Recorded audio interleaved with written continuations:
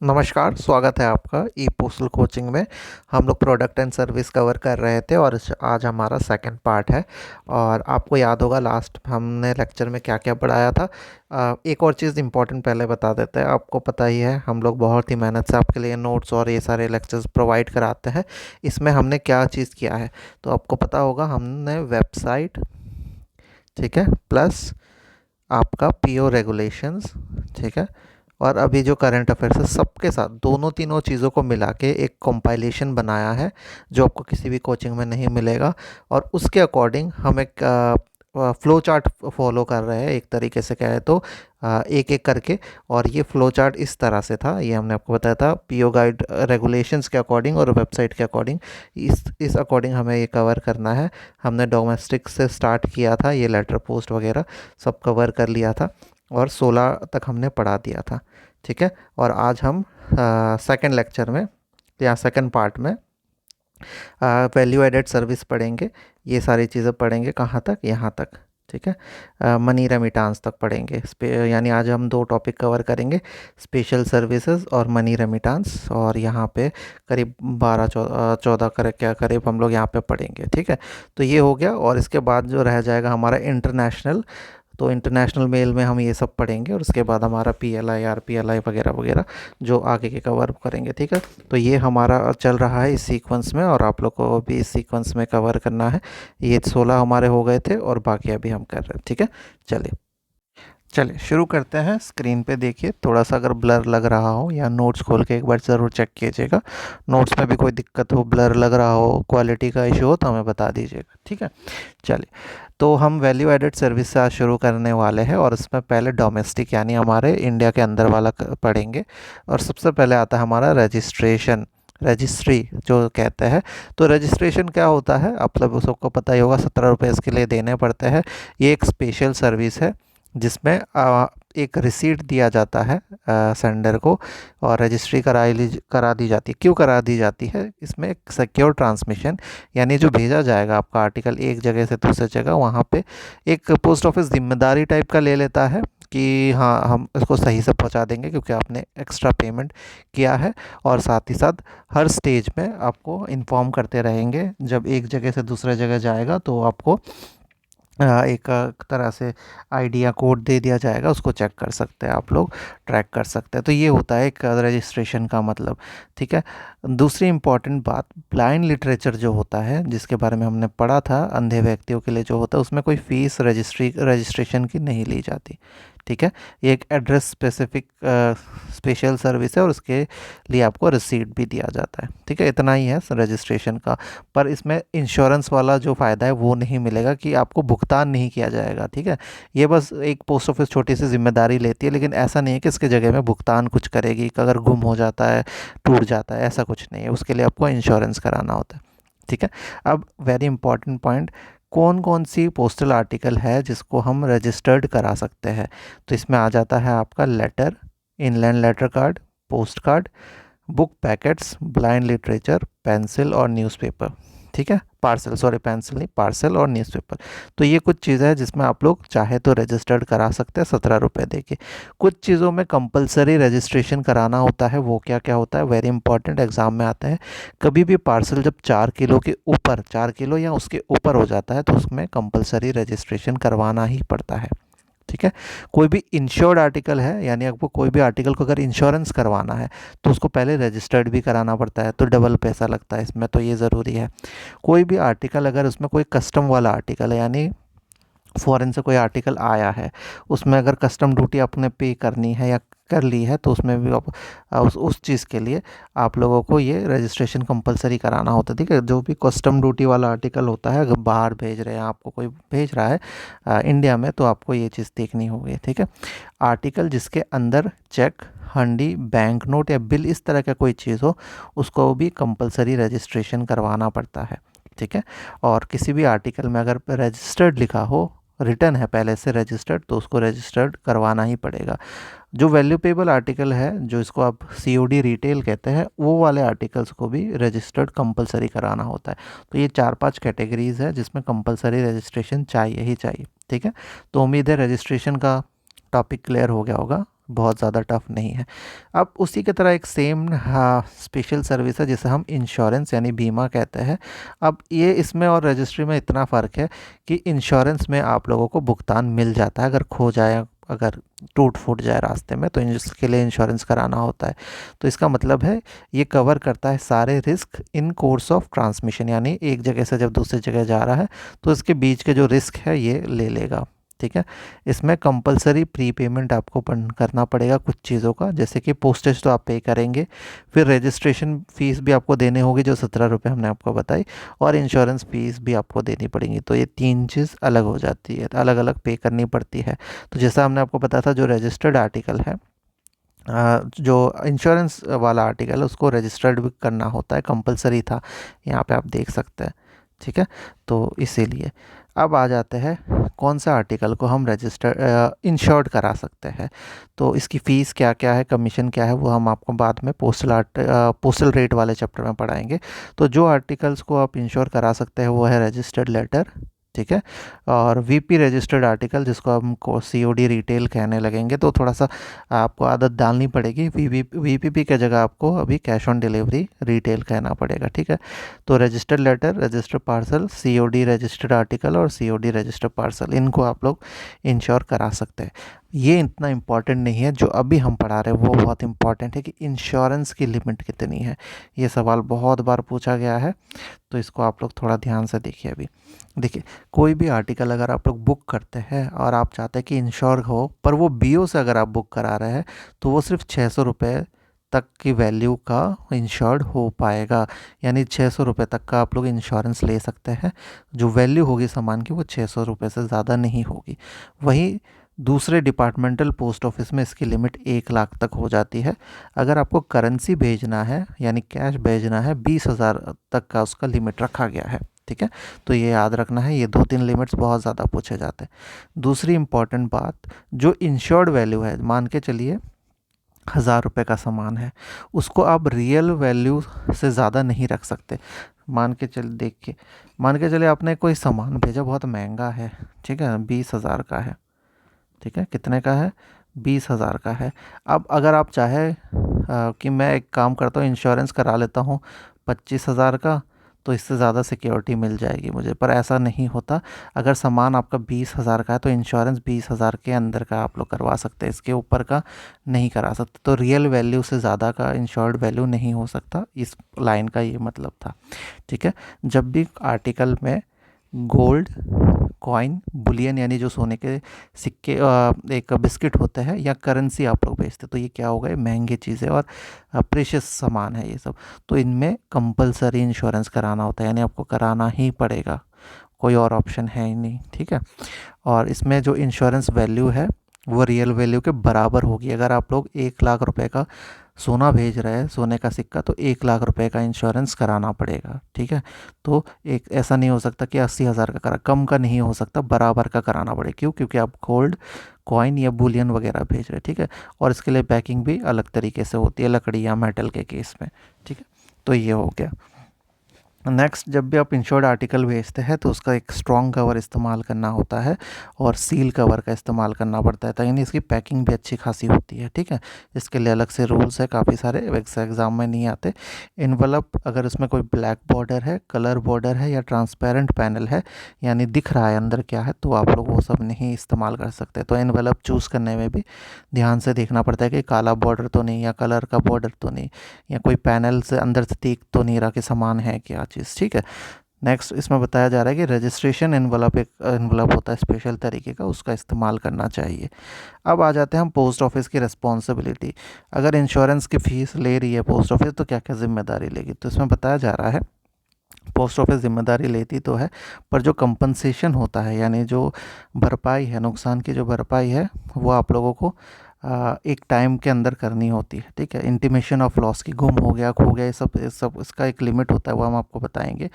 और ये जो कंपनसेशन है वो आपको तब मिलेगा, जैसे आपने बता दिया कि हमारा खो गया है, तो उसके 1 महीने के अंदर या एक महीने के बाद आपको मिल जाएगा। और ये याद रखना कि आपका जो कंपनसेशन होगा, जो नुकसान की भरपाई होगी, वो रियल वैल्यू से ज़्यादा नहीं होगी, ठीक है। अगर आपका 50 रुपये का सामान था और आप लोग ने 100 रुपये का डाल दिया कि हमारे 100 रुपये का सामान था, तो ऐसा नहीं हो सकता, क्योंकि वैल्यू पहले ही डिक्लेयर करनी पड़ती है भेजने से पहले, ठीक है। नेक्स्ट बताया गया है, कोई तरीके का कंपनसेशन नहीं दिया जाएगा अगर आपने एड्रेस ही गलत दिया था और उसके वजह से ये सामान खो गया। आप फ्रॉड करना चाह रहे डिपार्टमेंट के पास, या एड्रेस ही ने रिसीप्ट में साइन नहीं किया, तो फिर आप लोग को नहीं मिलेगा।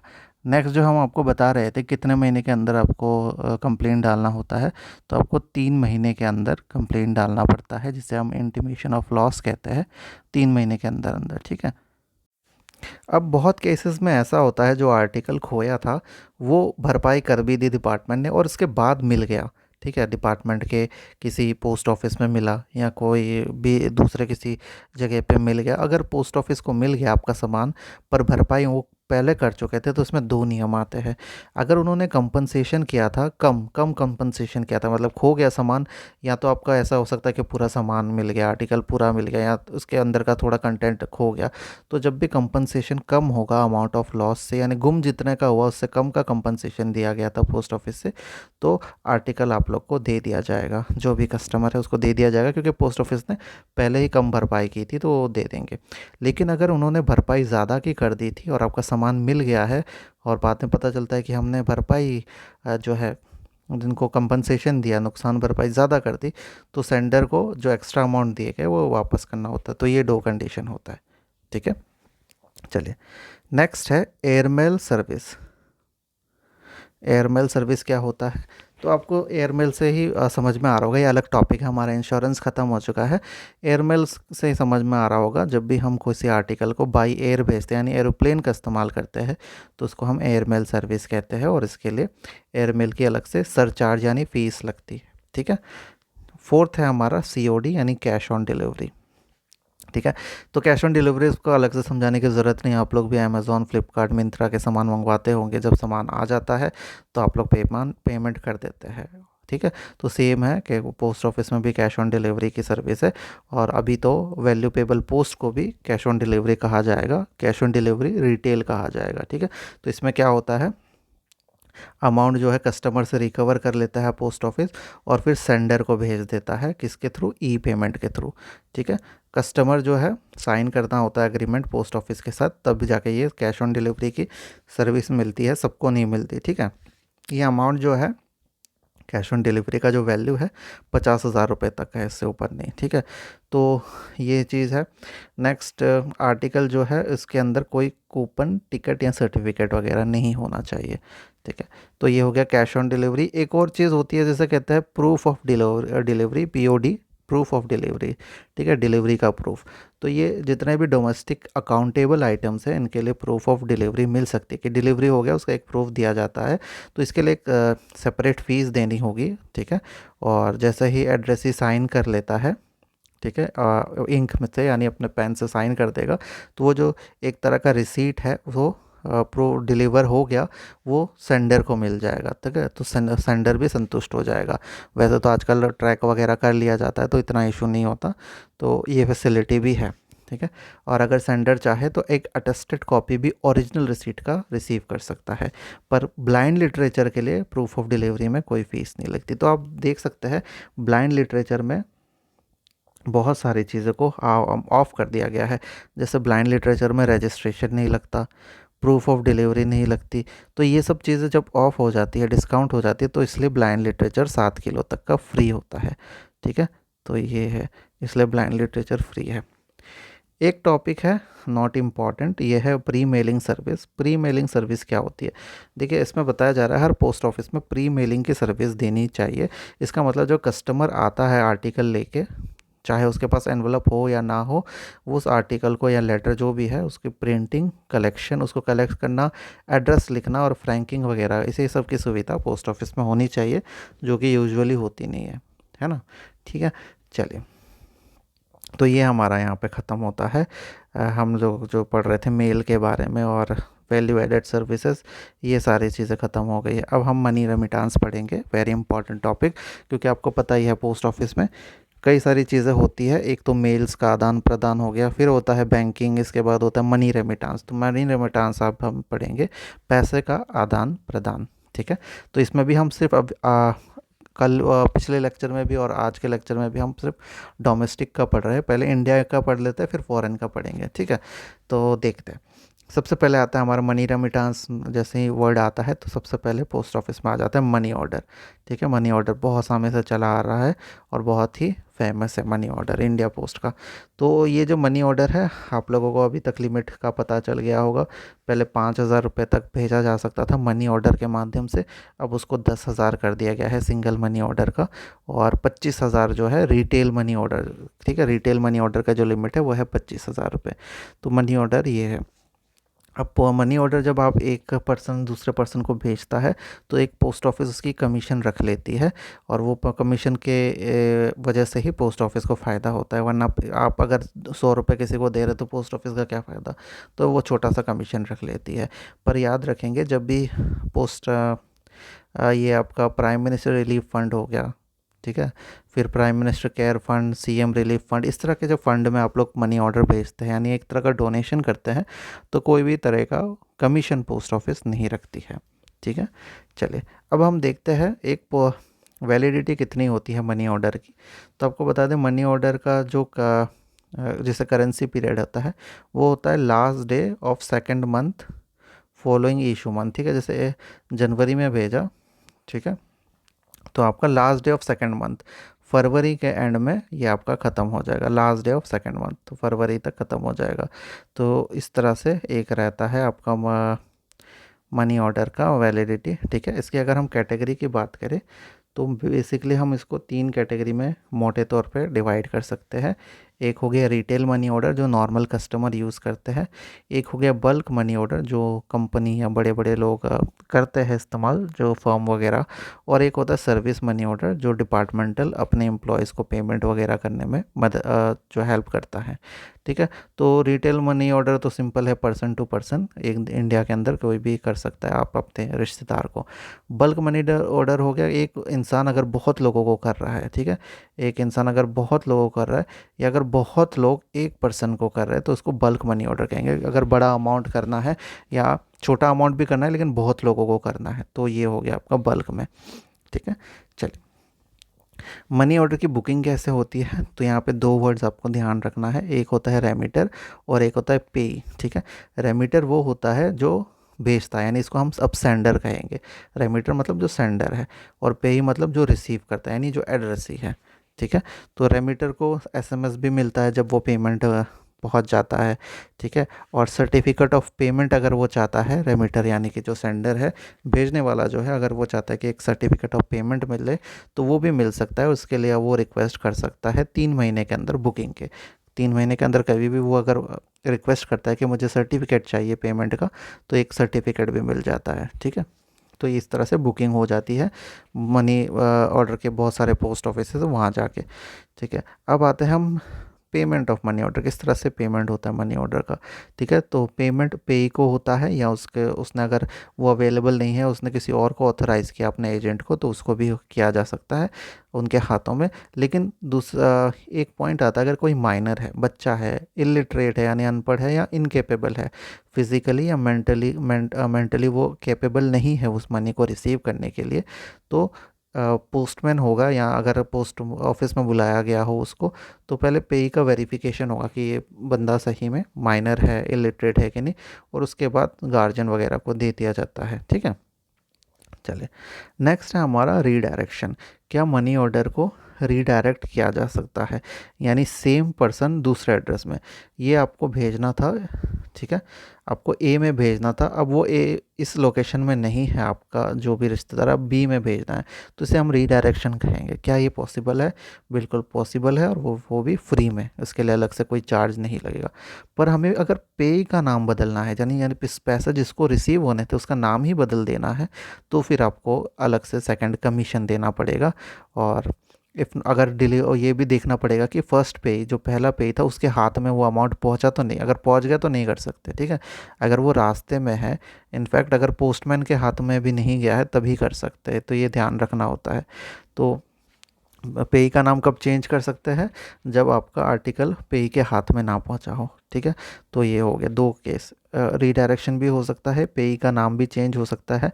रीडायरेक्शन में कोई पैसा नहीं लगता क्योंकि बंदा भी सेम है, बस एड्रेस अलग हो गया था। अल्टरनेट पेई का अल्टरेशन में, यानी पेई का नाम चेंज में, इसको थोड़ा सा कमीशन वगैरह देना होता है। थर्ड कंडीशन ये आ जाती है, अगर आपको आपका मनी ऑर्डर वापस चाहिए या आप उसको बीच में रोकना चाहते हैं तो ये भी पॉसिबल है, ये भी आपके लिए पोस्ट ऑफिस कर देगा। पर इसमें ये कंडीशन देखनी होगी कि पोस्टमैन के हाथों वो मनी ऑर्डर नहीं पहुंचा है पैसे देने के लिए, ठीक है, डिलीवरी के लिए नहीं पहुंचा है, और ये भी फ्री सर्विस है। बस इतना ध्यान रखना होता है कि पोस्टमैन तक अभी मनी ऑर्डर नहीं पहुंचा है डिलीवरी के लिए, ठीक है। चलिए, एक कंडीशन ये है, अगर पे मनी ऑर्डर एक्सेप्ट नहीं करता तो उसको आरटीएस कर दिया जाता है, यानी रिटर्न टू सेंडर, और कोई कमीशन आपको नहीं दी जाएगी, बस आरटीएस कर दिया जाएगा क्योंकि आपके ही पेई ने मना कर दिया, ठीक है।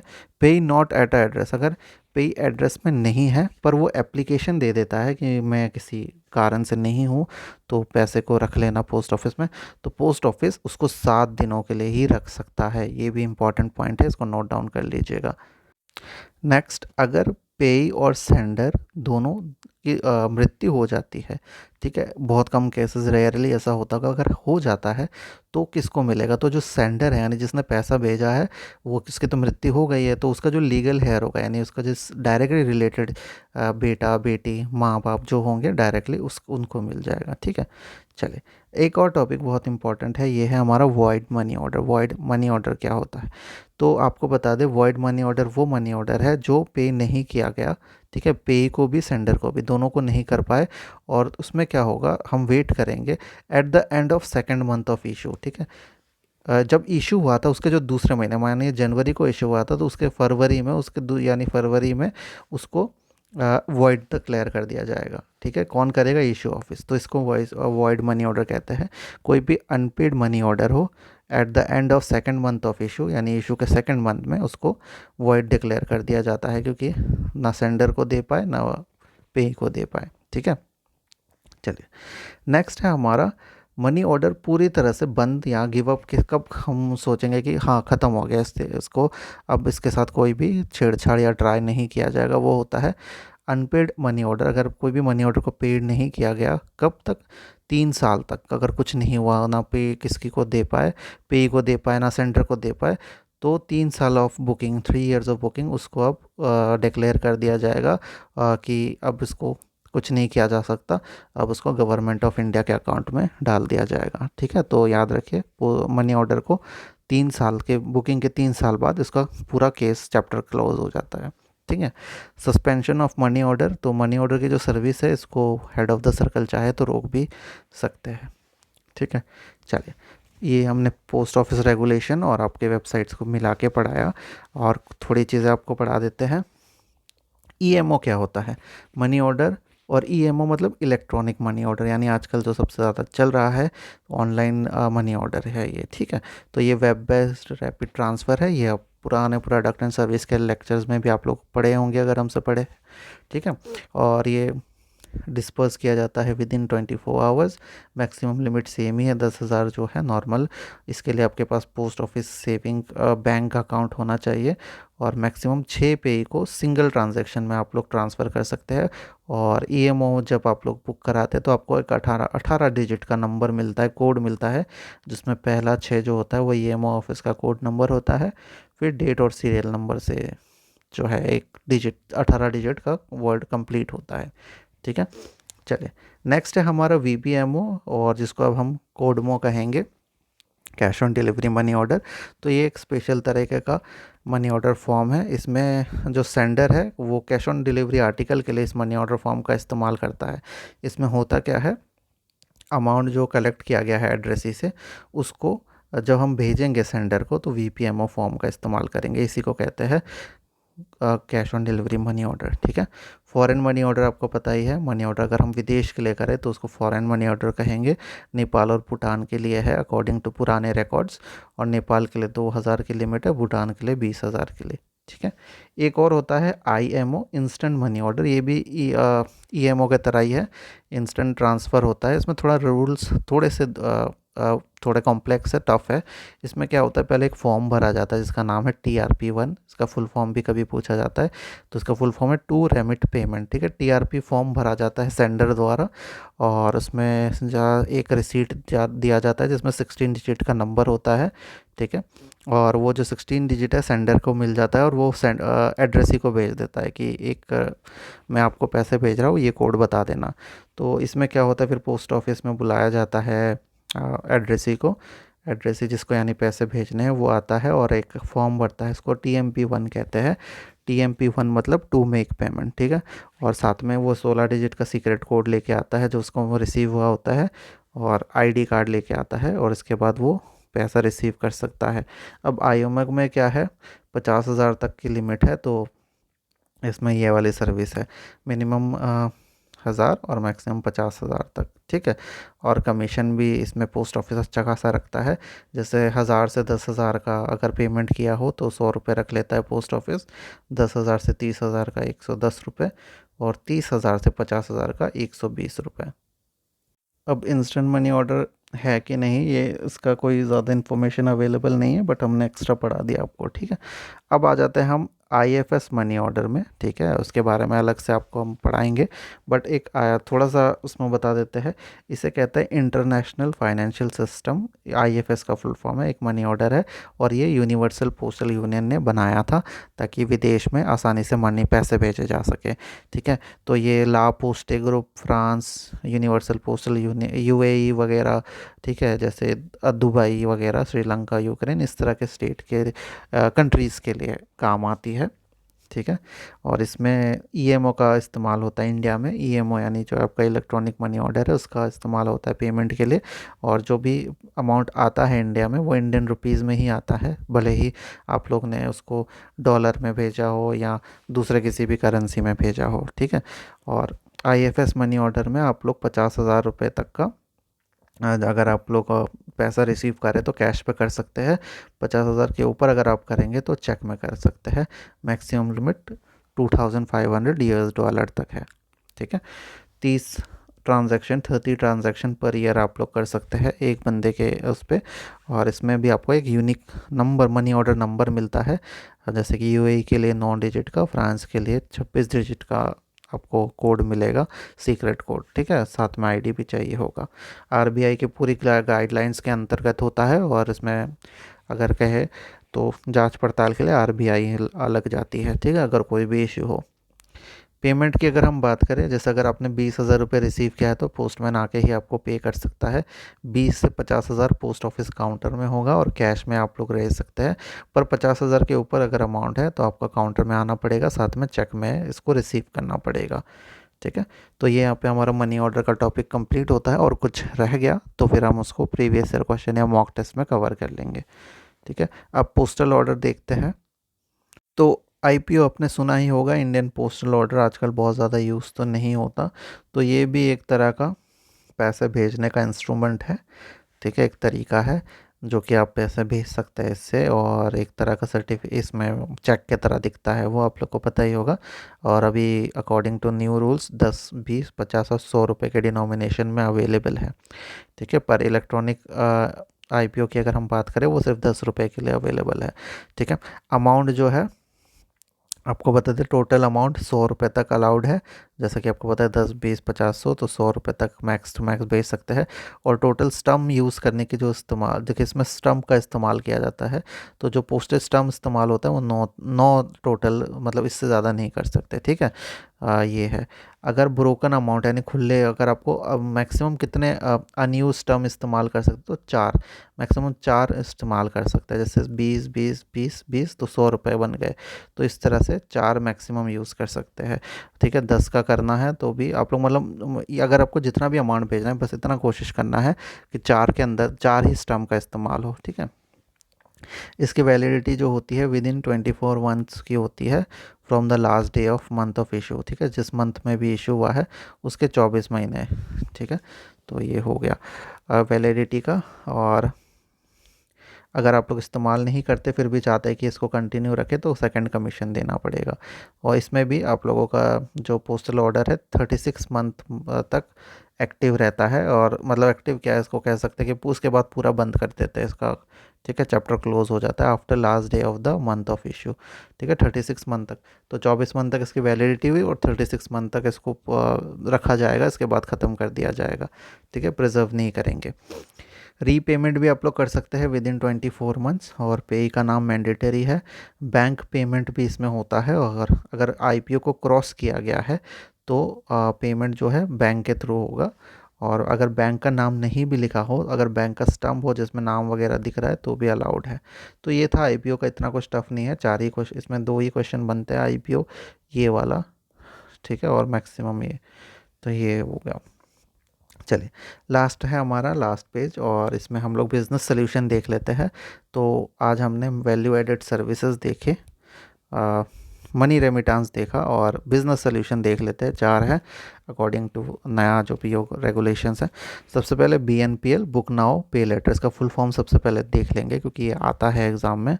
और ये होता है बल्क या कॉन्ट्रेक्चुअल कस्टमर्स के लिए, यानी जो बड़ा बिजनेस देते हैं पोस्ट ऑफिस को स्पीड पोस्ट के या बिजनेस पार्सल के नाम पे, ठीक है। अब बल्क या कॉन्ट्रेक्चुअल कस्टमर वो होते हैं जो 10,000 से ज़्यादा रुपए का या 10,000 या उससे ज़्यादा का स्पीड पोस्ट एक महीने के अंदर बुक करते हैं, तो उनके लिए ये बुक नाउ पे लेटर होता है, यानी अभी बुक कर लो बाद में पे कर देना, ठीक है। इसके लिए एग्रीमेंट करना होता है पोस्ट ऑफिस के साथ और ये 1 साल का एग्रीमेंट होता है। अब यहाँ से एक सवाल अगर आ सकता है, वैसे इतना आया नहीं पर इम्पॉर्टेंट है कि बिल कब बनाया जाता है इसका, ठीक है। आप लोग ने बहुत सारा एक महीने के अंदर बहुत सारी बुकिंग की, अब आपका पे तो करना पड़ेगा, तो बिल कब तैयार होगा कस्टमर पे करने के लिए, तो वो होगा 7th ऑफ फॉलोइंग मंथ। जनवरी में अपना पूरा बिजनेस किया तो फरवरी में आप लोगों का 7 तारीख को आपका पूरा बिल तैयार हो जाएगा और इसके अंदर आपको सारा पेमेंट करना पड़ेगा। अगर नहीं करते हैं तो आप लोगों को पेनल्टी लगेगी जो कि होगी 12%, 12% एनुअली, ठीक है, उसका लगेगा। चलिए, नेक्स्ट है हमारा ECS, electronic clearance service, ECS। तो आपको बता दें, जब भी हमें बल्क पेमेंट करना होता है, ठीक है, बल्क पेमेंट करना होता है मतलब जैसे BSNL हो गया, ठीक है,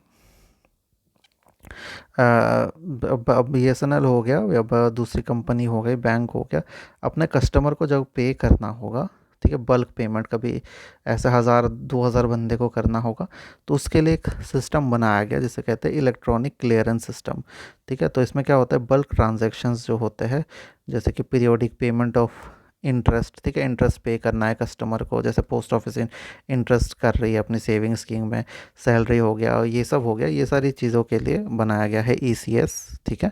तो इसमें क्या होता है, ट्रांजैक्शन जो होता है कंपनी या उससे अपने कस्टमर्स को जाता है, ठीक है, एक साथ बहुत सारे लोगों को जाता है। पोस्ट ऑफिस में कहाँ इस्तेमाल हो रहा है ECS का, मंथली इनकम स्कीम में, तो इसका जो इंटरेस्ट है इसको देने में भी ECS का इस्तेमाल हो रहा है। अब आते हैं बहुत इंपॉर्टेंट टॉपिक, क्योंकि ये नया नया आया है, इसके बारे में बहुत सारी जानकारी नहीं है, जितनी है उतनी हम बता देते हैं। NAF, तो इसे कहते हैं नेशनल अकाउंट फैसिलिटी, ठीक है। आप लोगों ने देखा होगा आजकल गाड़ियों में BH नंबर काफ़ी चल रहा है, ठीक है। तो BH नंबर किसको दिया जाता है, जो सेंट्रल गवर्नमेंट के एम्प्लॉयज़ हैं या जिनके कंपनी 2 से ज़्यादा स्टेट्स में है ना, तो जिनका ट्रांसफ़र होता है तो उनको BH नंबर दे दिया गया, ठीक है, क्योंकि बार बार कहाँ कहाँ कौन कौन से स्टेट में जाएंगे और रजिस्ट्रेशन या ट्रांसफ़र करते रहेंगे। सेम NAF है, नेशनल अकाउंट फैसिलिटी। अगर कोई चाहता है, ठीक है, कोई बड़ी कंपनी फर्म है चाहती है उनकी जो आर्टिकल है पोस्ट ऑफिस के थ्रू जाए, पर वो क्या करते हैं, वो अब वो जो उनका आइटम है वो मल्टीपल सर्कल से भेजना चाहते हैं, दिल्ली, ठीक है, मुंबई, बेंगलोर, 3 स्टेट से या 3 पोस्टल सर्कल से वो अगर भेजना चाहे, ठीक है, तो उनको NAF लेना पड़ेगा या फिर NAF दिया जाएगा और उनको सुविधा के लिए, ठीक है। अब ये किसके लिए है, उनके लिए है जैसे फर्म या कस्टमर स्टार्टअप के लिए जो 10 लाख रुपए का साल में बिज़नेस देती है स्पीड पोस्ट या बिज़नेस पार्सल के कैटेगरी के अंदर, ठीक है। और वो अगर एक से ज़्यादा लोकेशन से काम करिए तो उनके लिए NAF काम आएगा, ठीक है। तो यही है एनएफ, यानी मल्टीपल सर्कल से अपने आइटम को भेजना पोस्ट ऑफिस के थ्रू। ठीक है। और एक है एडवांस पेमेंट, ये कॉन्ट्रेक्चुअल कस्टमर्स के लिए होता है। ठीक है। तो ये हो गया हमारा आज का second product and service 35 minute के अंदर। और इसको थोड़ा बार बार देखिएगा, अभी स्टार्टिंग में चीज़ें टफ लग सकती है आपको क्योंकि चीज़ें बहुत सारी चेंज हुई है। एक दो बार देखेंगे समझ में आ जाएगा और एमसीक्यू टेस्ट अच्छे से दीजिएगा। ठीक है, धन्यवाद।